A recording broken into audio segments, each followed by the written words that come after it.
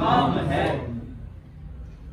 नहमदुहु व नुसल्ली व नुसल्लिम अला रसूलिल करीम, अम्मा बाद, फ़ौज़ु बिल्लाहि मिनश शैतानिर रजीम, बिस्मिल्लाहिर रहमानिर रहीम।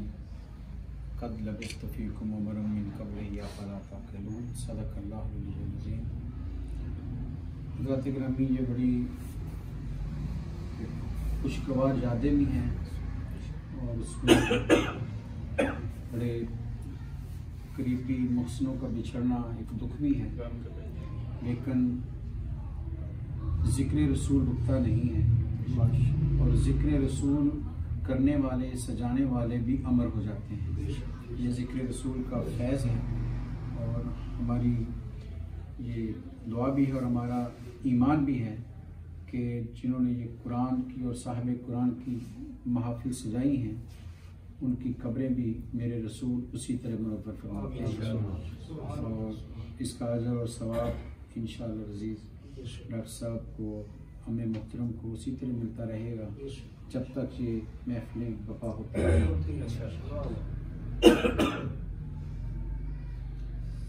मुझे ये साहब ने हुक्म दिया था कि सीरत के हवाले से कोई थोड़ी सी गुफ्तगू हो जाए। सीरत का जो पहलू है, ये एक ऐसा पहलू है जिस पर अगर कहा जाए कि क्या जब से दुनिया कायम हुई है, ये काम चल रहा है कि सरकार के औसाफ का बयान अज़ल से है और अब तक रहेगा और उसकी वजह ये है कि खालिक कायनात खुद उनके औसाफ बयान कर रहा है। तो इसलिए इसकी इब्तदा तो कोई नाप नहीं सकता कब से हुई, ना कोई इंतहा को जान सकता है। हम अपना हिस्सा उसमें डालते हैं कि हम भी उस लड़ी में परोए जाएं जिन्हें ये तौफीक मिलती है कि सरकार की सलाह कर रही है।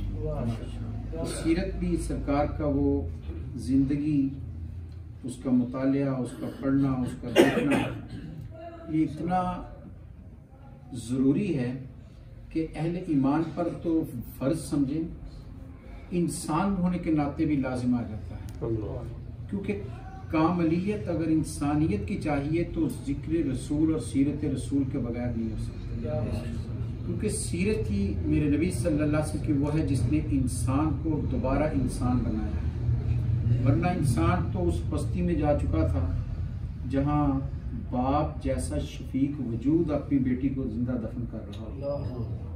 वहाँ इंसानियत कौन जानता होगा, कौन पहचानता होगा, कौन इस लफ्ज़ से आशना होगा कि इंसान भी कोई मखलूक है। ये दोबारा मोहब्बत के ज़मज़मे जो फूटे हैं, ये मेरे सरकार की सीरत का फैज़ है कि आपने उस पिसी हुई, दबी हुई, मुरझाई हुई, सिसकती हुई इंसानियत को दोबारा उरूज दिया। और क़यामत तक जब भी इंसान इंसानियत के मुकाम को पाना चाहेगा, उसे दामन मुस्तफ़ा को थामना पड़ेगा, क्योंकि इसके बगैर चारा नहीं है। यही एक इलाज भी है, इसी में मदावा भी है और इसी में रहनुमाई भी है। कुरान मजीद में जगह जगह नबी सल्लल्लाहु अलैहि वसल्लम की सीरत के हवाले से मुख्तलिफ अंदाज से बयान किया है।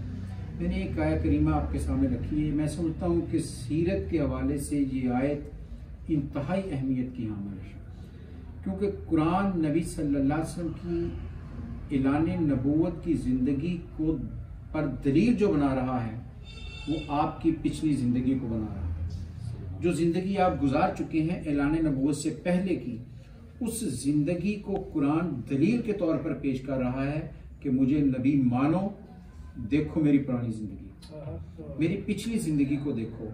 इस ज़िंदगी में इंसानियत के लिए क्या कुछ है, यही समझने के उसमें कमाल है। जहाँ माशरे में लूट मार हो, फसाद हो, कत्ल वारत हो, बल्कि सीरत निगार कहते हैं हर तरह का जो बुराई, शैतानत, खराबी, गुनाह सोचा जा सकता है, वो उस वक्त वहाँ पर हो रहा था। ऐसे मुआशरे में एक वजूद ऐसी ज़िंदगी बसर करे कि वो जो बदी के पुतले हैं वो भी उससे कहें कि ये अच्छा है। ये कोई मामूली बात नहीं है कि जहाँ कोई अच्छाई को जानता ना हो वो कहे ये अच्छा है। जहां कोई रोशनी को मानता ना हो वहां कहें कि यही वजूद है जिससे रोशनी फूटती है। ये है असल किरदार, ये है सीरत का और रोशन पहलू मेरे नबी सल्लल्लाहु अलैहि वसल्लम का, जिसमें इंसानियत को फिर एक हौसला भी मिलता है कि हालात कितने भी बुरे के बुरे हो जाएं, आप जमाने को दोष नहीं दे सकते, आप जमाने पर इल्जाम दर कर अपने आप को बरी जुमा करार नहीं दे सकते। क्यों कि मेरे रसूल से ज्यादा बुरा जमाना तो किसी ने नहीं देखा होगा। आपने उस माहौल में भी अपने वजूद पर उंगली का एक निशान भी लगने नहीं दिया, तो हम कैसे कह सकते हैं कि जब हर तरफ कलमा गो मौजूद हो कहें कि मुआशरा खराब कर रहा है। तो इसलिए सीरत रसूल सल्लल्लाहु अलैहि वसल्लम उसमें कुरान में कहता है कि ए नबी सल्लल्लाहु अलैहि वसल्लम हम कद लबिस्तु फीकुम उमरन मिन क़ब्लिही अफ़ला ताक़िलून, कि मैंने तुम्हारे दरमियान एक उम्र का हिस्सा गुजारा है। 40 साल थोड़े नहीं होते किसी वजूद को परखने के लिए, जांचने के लिए। तो नबी सल्लल्लाहु अलैहि वसल्लम उन 40 सालों को बतौर हुज्जत पेश कर रहे हैं। और आप साहबान इल्म हैं, इंसान अपने किसी के सामने कोई दलील पेश करता है तो सबसे बेहतरीन दलील पेश की जाती है कि जिसका वो तोड़ ना कर सके, और फिर मेरे रसूल पेश कर रहे हैं। आप वो दलील दे रहे हैं जिसका क़यामत तक कोई उस पर उंगली नहीं रख सकता, कि ये है किरदार, ये है सीरत जिसे तुमने पढ़ना भी है, देखना भी है और उस पर अमल भी करना है। जहाँ चारों तरफ गालियां दी जा रही हैं हज़रात इकरामी, वहाँ गाली देना बड़ा आसान हो जाता है कि क्या करें, हर तरफ से आवाज़ें ऐसी आ रही हैं। लेकिन जहाँ हर तरफ से गाली आ रही हो और पलट कर दुआ दी जा रही हो, ये किरदार है, ये है इंसानियत। जहाँ और बल्कि सीरत निगारों ने लिखा भी इस पर कि नबी सल्लल्लाहु अलैहि वसल्लम जब पहली वही लेकर घर तशरीफ लाए तो सैयदा उम्मुल मोमिनीन खदीजतुल कुबरा रज़ियल्लाहु ताला अन्हा ने पूछा क्या हुआ, तो आपने कहा ऐसे फरिश्ता आया है और ये पैगाम दिया है। तो उन्होंने 3-4 जुमले उस वक्त कहे। अक्सर सीरत निगार कहते हैं कि सीरत का पहला जो बाकायदा कोई मजमून है वो उम्मुल मोमिनीन ने तहरीर किया। पहला सीरत का मजमून आपने तहरीर किया है और 3-4 जुमलों में आपकी पूरी जिंदगी को समो दिया। क्या कहा था आपने? ये तो नहीं कहा कि बड़ी खुशी की बात है, आप तो बड़े ऊंचे मुकाम पर आ गए, आपको तो कमाल हो गया, आपको तो वो शान मिल गई। क्या कहा हजरत खदीजा ने? किस चीज को दलील बनाया कि ये जो वही आई है ये आप इसके अहल हैं? क्या कहा कि आप गरीबों के हमदर्द हैं, आप गरीबों के हमदर्द हैं, आप बेवाओं का आसरा हैं, आप पिसे हुए इंसान की मदद करने वाले हैं, आपका रब आपको जाया नहीं करेगा। ये 3-4 जुमले पर गौर कीजिए कि जो इंसानियत के रवैये हो सकते हैं और मुआशरती रवैये हो सकते हैं वो इन सब में मौजूद है। मेल मिलाप का रवैया, दूसरे के साथ गमखारी का रवैया, दूसरे की मदद का जज्बा, किसी मजबूर और मकहूर को तसल्ली और दिलासा देने का रवैया, ये सारे के सारे इसमें मौजूद हैं कि आप तो वो हैं जो मुआशरे के गिरे हुओं को उठाने वाले हैं। क्या बात, और क़यामत तक ये मेरे नबी का ही काम है कि जो गिरा हुआ है उसे उठा दिया है। वो आमिर कासमी ने तो बड़ी खूबसूरत बात की, आप शोरा बैठे हैं कि पूरे कद से जो खड़ा हूं तुझे तेरा है करम। या रसूलुल्लाह सल्लल्लाहु अलैहि वसल्लम, पूरे कद से जो खड़ा हूं तुझे तेरा है करम, मुझको झुकने नहीं देता है सहारा। ये जो आपका फैज है, ये जो आपकी निस्बत है, ये अब सर दुनिया के सामने झुकाने नहीं देता। जाबर हमेशा सर निगू करना चाहता है और तारीख रही है जबर की, जुल्म की, कि जो आए उसे झुका लो, ताकतवर की, दौलतमंद की। लेकिन मेरे सरकार सल्लल्लाहु अलैहि वसल्लम ने उन्हीं जमीन पर गिरे हुओं को इतना उठाया कि काबे की छत पर खड़ा कर, काबे की छत पर खड़ा कर दिया कि यही वो वजूद था जिसे तुम इन गलियों में घसीटा करते थे। देखो मेरी निस्बतों का फैज देखो कि मैंने आज उस मुकाम पर खड़ा कर दिया है जिसको छूना तुम अपनी जिंदगी का हासिल समझो। तो ये नबी सल्लल्लाहु अलैहि वसल्लम की अता है कि मजबूर और मकहूर को इतना नवाजा है, ऐसे उठाया है कि फिर उससे आगे कोई अता कर नहीं सकता है। एक एक आप उस दौर के सहाबा की तारीख पढ़िए अगर, ख़ास तौर पर मक्की दौर जो है, 13 साल मक्की दौर में जो मेरे नबी की सीरत के परतौ सामने आते हैं, वो इंसानियत को आज भी हौसला देते हैं। और ये नबी के सीरत के दो पहलू हैं। एक पहलू है आपका वो जो आपका रब से ताल्लुक़ है, आपके वो फ़ज़ाइल, वो आपके कमालात, आपकी वो शान जो आपको अल्लाह ने दी जिसमें कोई शरीक नहीं है।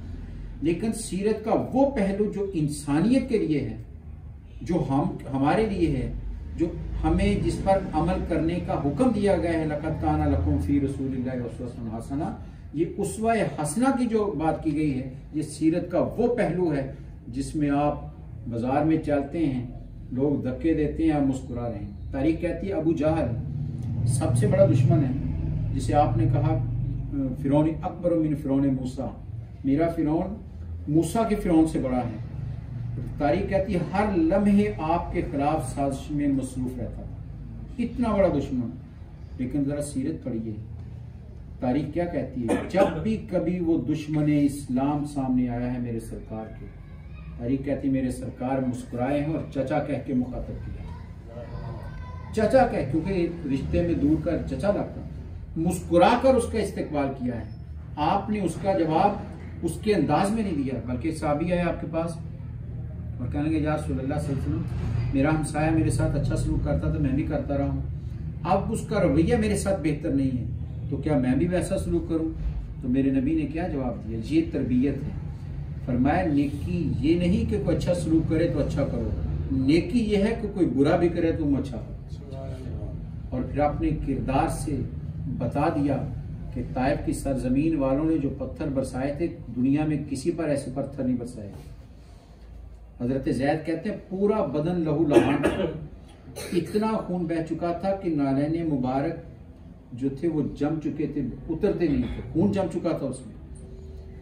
और फरिश्ता सामने खड़ा है, या रसूलुल्लाह सल्लल्लाहु अलैहि वसल्लम एक इशारा आपका चाहिए, बस्ती को पलटा कर रख दूंगा। लेकिन क्या फरमाया, फरमाया मैं इंसानों के लिए खैर बनकर आया हूँ, जहमत बनकर नहीं आया, मैं इनके लिए रहमत की दुआ करूंगा, जहमत की दुआ नहीं करूंगा। ये जो नेकी है, ये जो बुराई का जवाब नेकी से देना, तो उसका नतीजा क्या निकला, थोड़े ही अरसे के बाद पूरा ताइफ दामन इस्लाम में आ गया, पूरा ताइफ मुसलमान हो गया। जो पत्थर मार रहे थे, हजरत ज़ैद कहते हैं एक जगह नबी सल्लल्लाहु अलैहि वसल्लम थक कर बैठने लगे तो बाजुओं से पकड़कर खड़ा कर दिया, बैठने नहीं दे रहे थे, ये सलूक करने वाले। लेकिन मेरे नबी का रवैया क्या था कि आपने मोहब्बत बांटी है, आपने बदी का जवाब अच्छाई से दिया है, तो पूरा मुआशरा मुसलमान। ये है सीरत, जो हमारे लिए सीरत का वो पहलू। इंसानों के लिए आपने क्या दिया है, वो अगर अर्श पर गए हैं, ये उनकी शान है, उनका मुकाम है। लेकिन मदीने और मक्के की गलियों में अगर पेड़ पर पत्थर बांधकर चले हैं, तो जो हमारे लिए ये वो सीरत का पहलू है जो इंसानियत के लिए था कि अगर भूख आ जाए तो शिकवे नहीं करते, शिकायत नहीं करते, बल्कि रब की तकदीर और रजा पर राजी रहते हैं। और सहाबी को कितना बड़ा दिलासा दिया, तुम एक पत्थर बांधे हो, अपने नबी को देखो ये 2 बांधे हो। तो ये जो हौसला है, ये जो सीरत का रोशन पहलू है, आज शायद हम उसका मुतालिया कम करते हैं।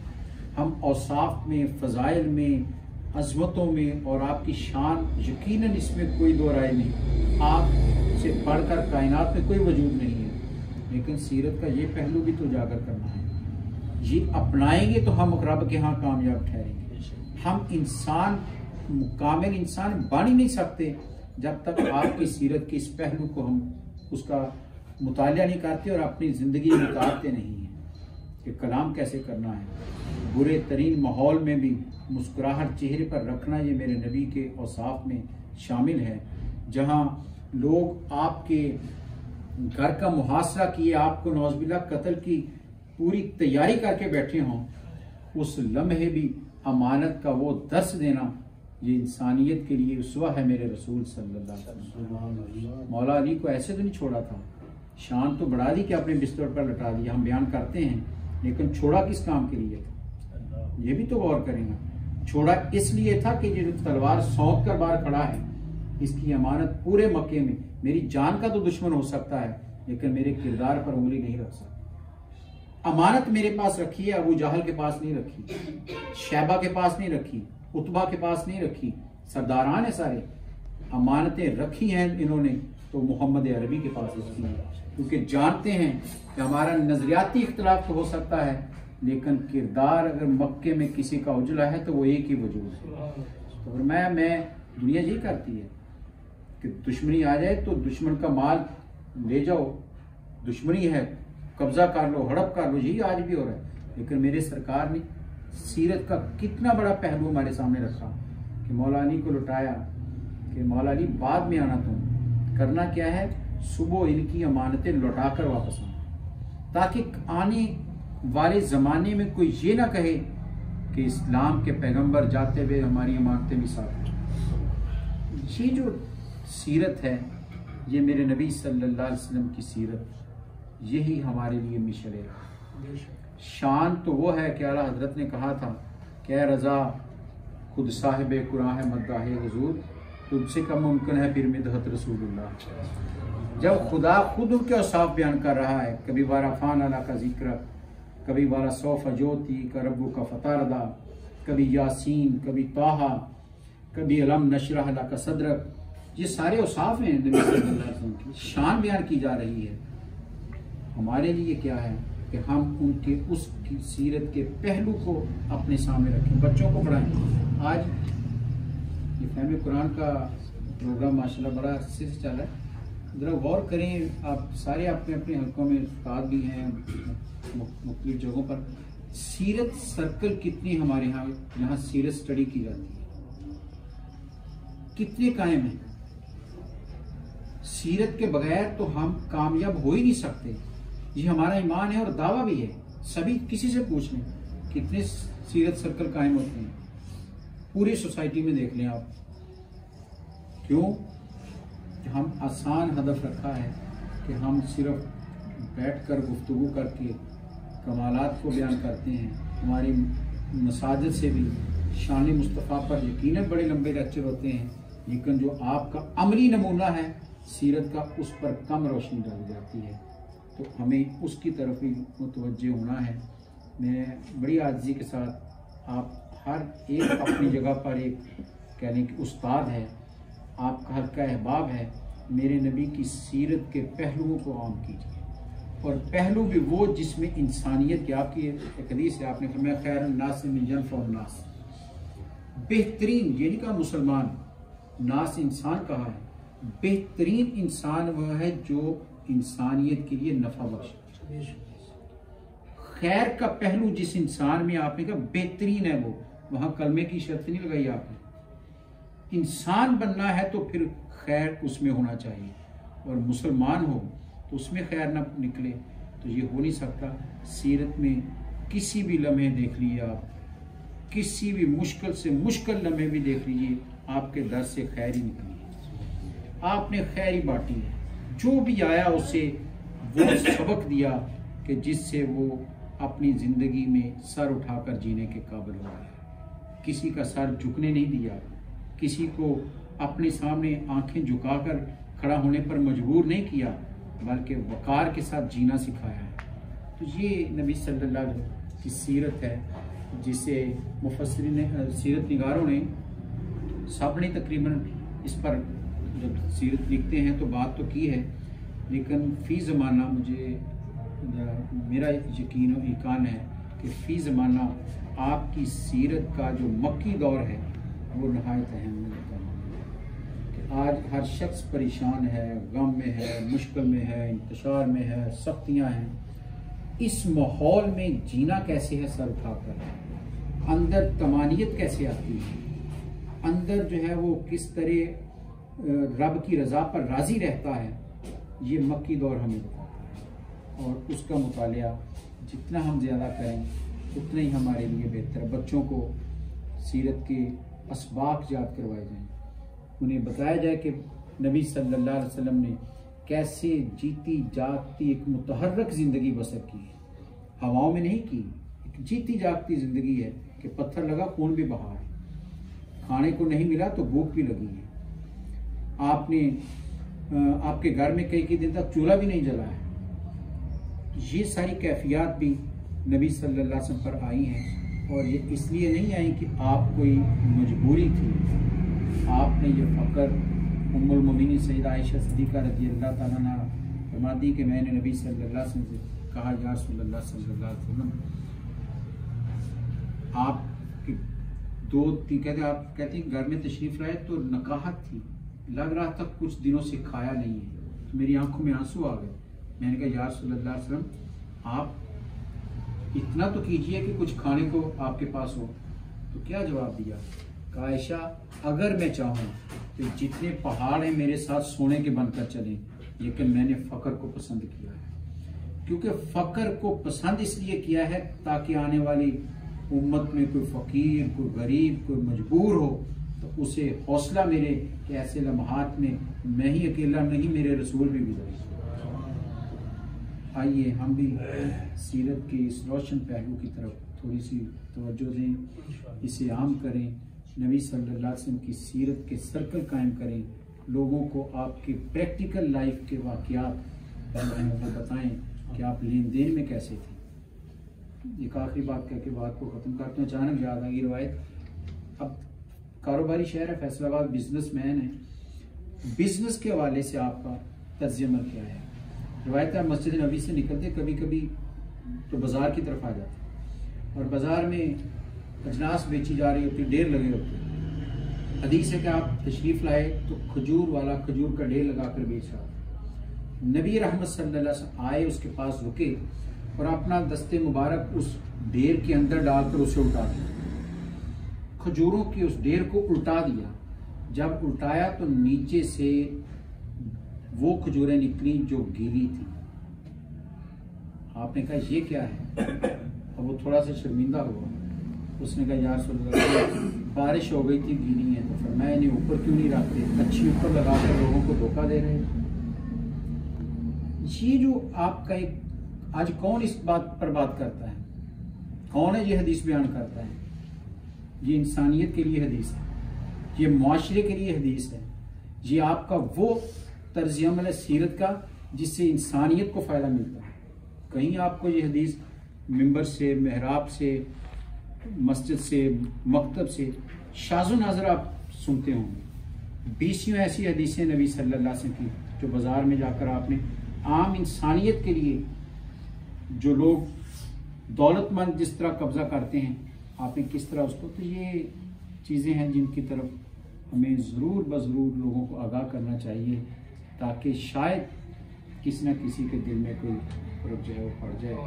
दुआ है कि अल्लाह ताला हमें सीरत रसूल सल्लल्लाहु अलैहि वसल्लम का बड़ी गहराई से मुताला करने की तौफीक अता फरमाए, और उसमें जो मोती हैं अपनी ज़ात को संवारने की, हमें वो चुनने की तौफीक अता फरमाए। बारे दीगर शुक्रिया भी अदा करता हूँ, और दुआ है कि ये सिलसिला ता क़यामत जारी रहे, कि नेकी का सिलसिला बंद नहीं होना चाहिए। वक्ती तौर पर मजबूरियाँ हो ज़रूर आई हैं, लेकिन इंशाअल्लाह उम्मीद है कि ये सिलसिला, ये जगह जो है जो ज़िक्र रसूल से आबाद थी, फिर इंशाअल्लाह बात रहेगी।